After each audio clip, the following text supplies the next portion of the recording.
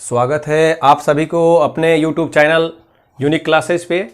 जैसा कि आप लोग समझ रहे हो कि ये एयरफोर्स स्पेशल क्लास है और स्पेशल क्लास में हम आप लोगों को पहले ही बता चुके हैं कि स्पेशल क्लास जो होगा वो केवल ट्रिक ही होगा कि ऐसे एग्जाम बीट करे। आपको अगर डिटेल्स पढ़ना है तो वीडियो के प्लेलिस्ट में हमारे चैनल जो है उसके प्लेलिस्ट में आइए और वहाँ पर मैथ, अंग्रेजी, जीएस, रीजनिंग सभी का प्लेलिस्ट है। लेकिन आपको अगर ये बैच एयरफोर्स क्रैक करना है तो आपको यहाँ से ट्रिक सीखना ही होगा, ठीक है। जो ट्रिक पेपर देने वाले हैं वो ट्रिक पढ़ के ही जाए तो बेटर रहेगा, क्योंकि टाइम का जो मैनेजमेंट होता है वहाँ पर बहुत ही क्रिटिकल होता है। इस ध्यान में हम यहाँ से वीडियो बना रहे हैं, ठीक है।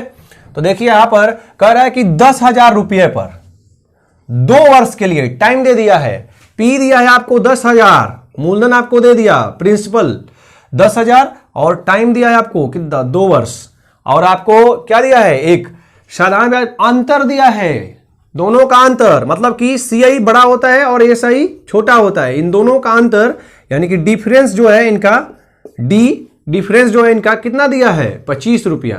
तो आपको बताना है रेट यानी कि दर बताना है आपको, ठीक है।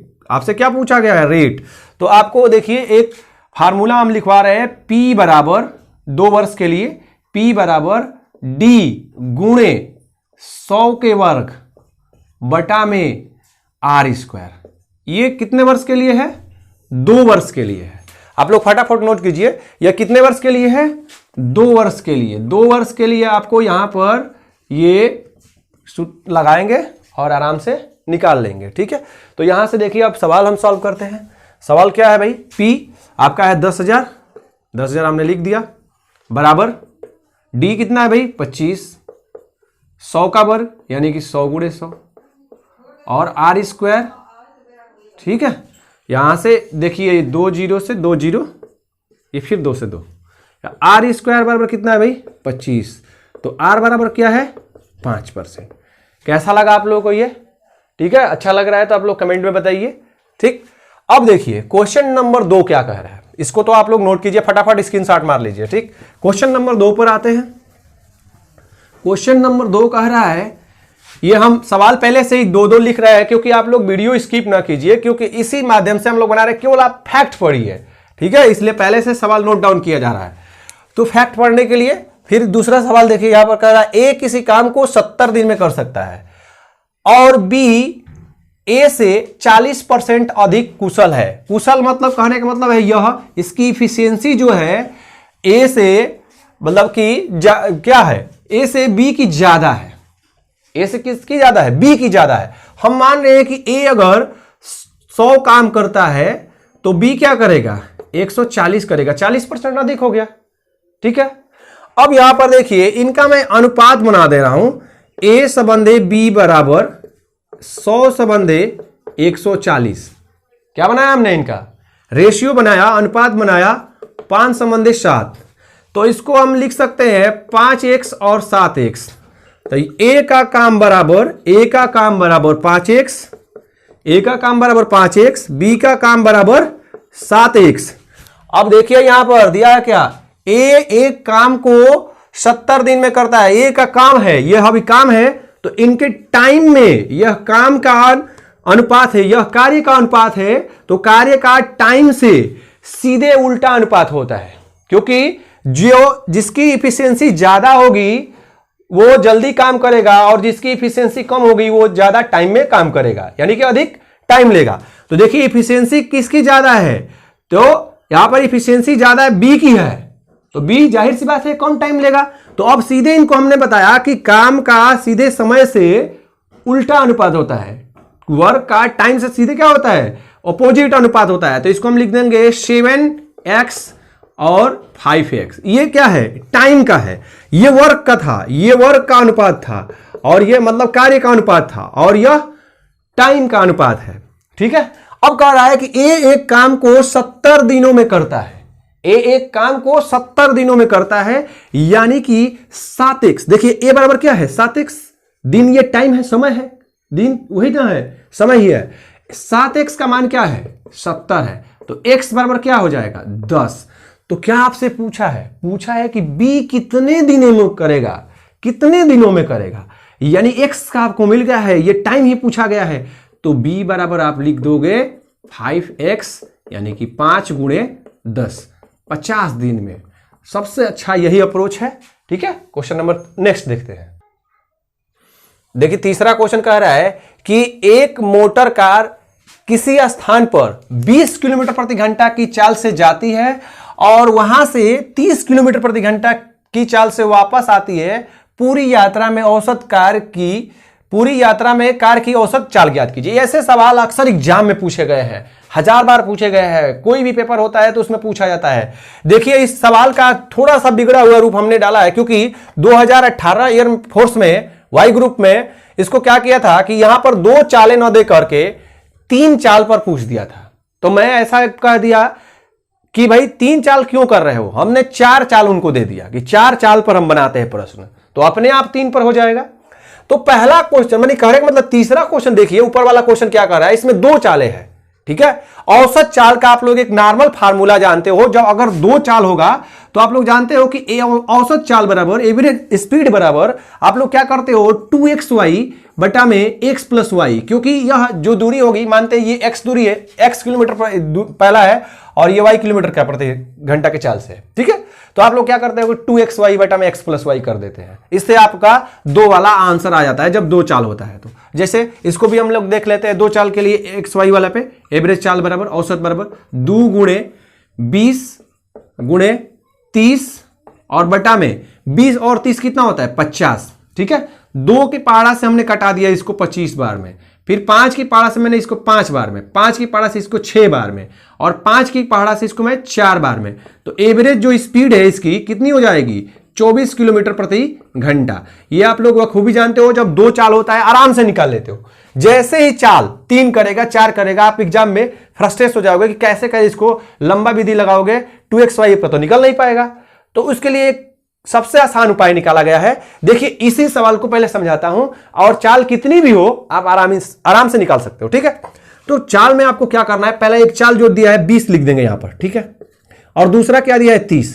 ऐसे ही अगर तीसरा दिया रहेगा तो तीसरा भी, चौथा दिया रहेगा तो चौथा भी। ठीक है, तो इसमें 2 है तो यहां पर हम पहले कर दिया। ठीक, इसका हमने दोनों का एलसीएम लिया। इन दोनों का क्या लिया भाई, इन दोनों का हमने एलसीएम लिया, इन दोनों का हमने एलसीएम लिया और एलसीएम लेने पर यह पता चला कि हमारा एलसीएम जो है 60 आया। कितना आया 60 आया। तो उसके बाद 60 में हमें इससे भाग दिया तो इसका क्या आया भाई 3 आया और इसका क्या आया 2 आया। भाग देंगे तो क्या होगा 3 और 2। उसके बाद हमने इसको एवरेज स्पीड निकालने के लिए क्या किया कि 60 और बटा में 3 प्लस 2 कितना हो गया 3 प्लस 2, दोनों को जोड़कर हम लिखे 3 प्लस 2, 3 रहेगा तो तीनों को जोड़ेंगे, 4 रहेगा तो चारों को जोड़ेंगे। और कितनी चालें हैं, एक चाल और यहां पर एक चाल, 2 चाल है तो 2 से गुणा करा देंगे, 12 पंचे 60, 12 दूना 24 आया कि नहीं आया।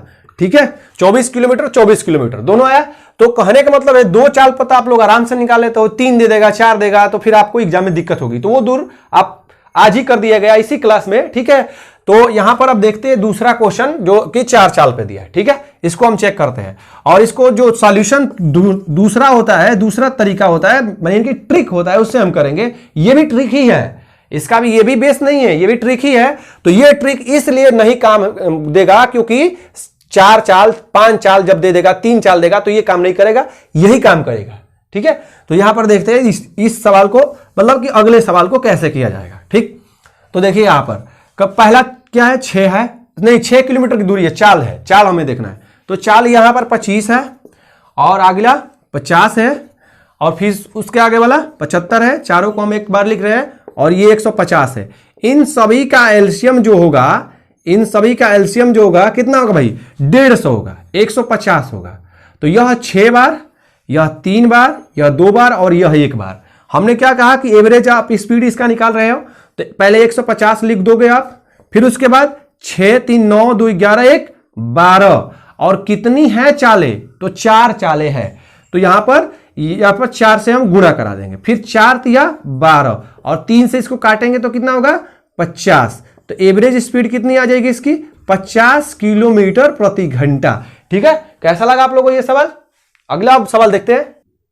देखिए क्वेश्चन नंबर नेक्स्ट कर रहा है, किसी वस्तु को 524 रुपया में बेचने से उतना देखिए याद कीजिएगा, उतना और जितना जितना उसे 452 रुपये में, ये आपको याद रखना है कि उतना और जितना जब भी मिले, ठीक है, उतना और जितना मिले तो आपको क्या लगाना है, कौन सा ट्रिक लगाना है, वो बात समझना है, ठीक है।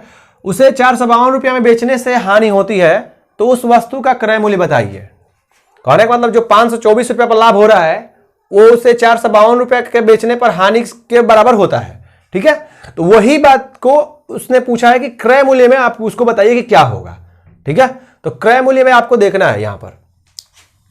तो क्रय मूल्य आप लोग हिंदी मीडियम वाले लिखेंगे क्रय मूल्य, अंग्रेजी वाले लिखेंगे सीपी बराबर SP1, यानी कि जो विक्रय मूल्य पहला जो दिया है वो, और प्लस SP2 यानी कि विक्रय मूल्य 2, जो विक्रय मूल्य दूसरा ये है और विक्रय मूल्य पहला ये है, तो पहला और दूसरा बटा में 2, क्रय मूल्य डायरेक्ट निकालेंगे, कास्ट प्राइस डायरेक्ट ही हम निकालेंगे। तो सीपी बराबर क्या हो जाएगा आपका, जोड़ दीजिए 524 प्लस 452 बटा में 2, 5 और 4 900 और 52 और 24 कितना हो जाएगा 976, 976 बटा में 2, कटा दीजिए इसको, कटाएंगे 2 के पारा से, 2 चौका 8, 2 आठे 16, फिर 1 2 आठे 16, यानी कितना आ गया 488 रुपया। यही आपका जो फाइनल आंसर है, 488 रुपया जो है आपका फाइनल आंसर हो गया, ठीक। अब इसको आप लोग स्क्रीनशॉट मारिए फटाफट। सीपी बराबर SP1 प्लस SP2 बटा में 2, इसको आप लगाए, डायरेक्ट उसको सीपी दे दिया, यानी कि क्रय मूल्य दे दिया, ठीक है। क्वेश्चन नंबर नेक्स्ट लगाते हैं।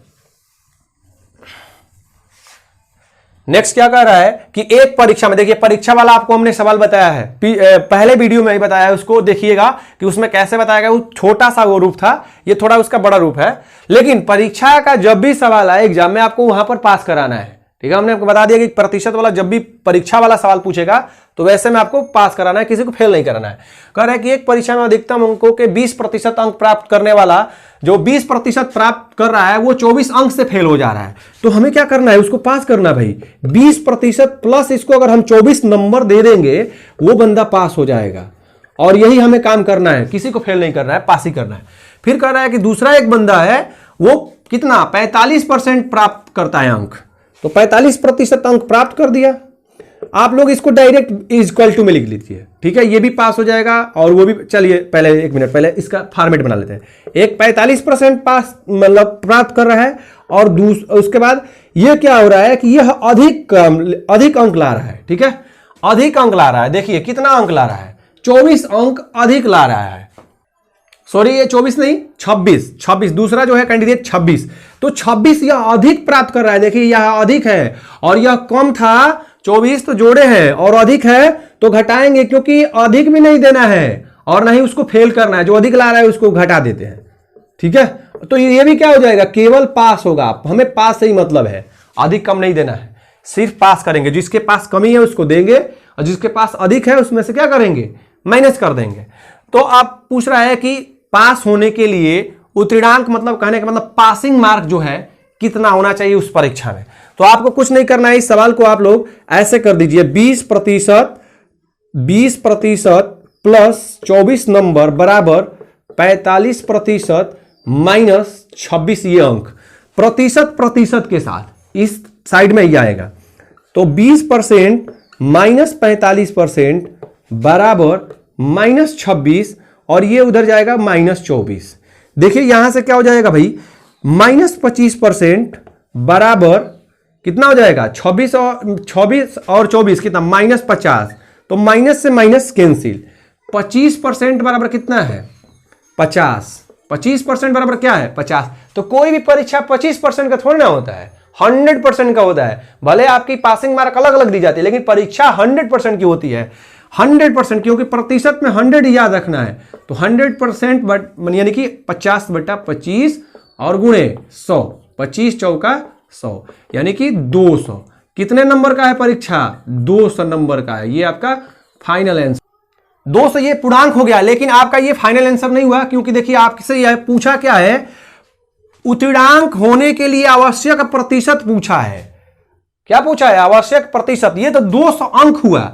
अब आपको आवश्यक प्रतिशत बताना है, तो आवश्यक प्रतिशत के लिए किसी एक में भी इसका मान रख देंगे तो हमारा काम बन जाएगा। तो कहने का मतलब ये तो 20%, देखिए ये 100% बराबर कितना है, 100% बराबर 200 है, तो 1% बराबर क्या हो जाएगा, 200 बटा में 100। 1% का मान कितना आ गया, 2। 1% का मान कितना आया, 2। तो अब आपको देखना है, क्योंकि वो पूछा है आपसे प्रतिशत में, तो जब 1% का मान है 2, तो कहने का मतलब है कि ये 24 है, तो यह 12% का मान है, जाहिर सी बात है। या फिर इसमें ही रख दीजिए, यह 13% है, तो 45 में से 13 जाएगा, कितना होगा भाई आपका, 45 में से 13 जाएगा आपका 32%। और इसमें भी देख लीजिए, यहां पर देखिए ये 20% है और ये आपका 12% होगा, तो यहां से भी 32%, दोनों से एक ही आएगा, तो किसी एक में रख दीजिए। मान लीजिए कि इसी में हम रख रहे हैं, तो इसका अगर 20% है, इसका क्या है 20% है, तो 20% हमने लिख दिया और दिया है कि 1% बराबर 2 अंक, 1% बराबर 2 अंक, तो 24 अंक मिला है आपको, तो कितने परसेंट होगा, 12%। तो 20% और 12% मिलकर कितना होगा, 32%। ठीक है, ये आपका फाइनल आंसर हुआ। फाइनल आंसर ये नहीं हुआ क्योंकि यहां पर आपसे पूछ रहा है प्रतिशत क्या, जो कौन सा प्रतिशत, जो पासिंग प्रतिशत है वो पूछ रहा है। ठीक है, टोटल परसेंट आपसे नहीं पूछ रहा है, टोटल नंबर नहीं पूछ रहा है, लेकिन आप टोटल नंबर निकालोगे। ठीक है, मैं आशा कर रहा हूं कि आप लोग ऐसे सवाल को पूरी अच्छी तरह से समझ रहे होंगे। ऐसे सवाल और भी आएंगे, जैसे हमने पहली वीडियो में छोटा सा दिया था, इसमें बड़ा दिया है, लेकिन आपको घबराना नहीं है, उसके लिए सारे हम तुक निकाल दिए हैं कि किसको कैसे कैसे सॉल्व किया जाता है। ठीक है, अब यहां से अब अगली वीडियो में आपको और भी चीजें रीजनिंग से संबंधित दी जाएगी। Thank you.